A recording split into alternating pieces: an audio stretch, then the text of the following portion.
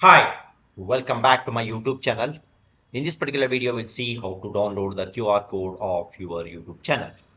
Okay, Once you log into your YouTube account with the username and the password, so on the top you can see these three dots. Click on these three dots.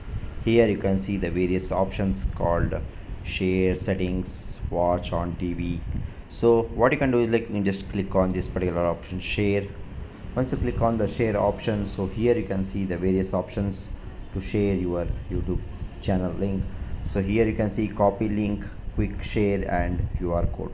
So click on this particular option, QR code, the third option.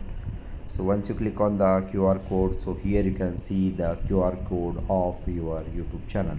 Okay, so below you here you can see the option called save to camera roll. Click on the camera, save to camera roll. This QR code will be downloaded and it will be saved in your gallery in your phone. Okay, so this is how you can see the QR code of your YouTube channel, and also you can download the QR code of your YouTube channel. Okay, so that's all about this particular video, guys. I hope you like this particular video. Please do subscribe to my YouTube channel. See you and all. Thank you. Bye bye.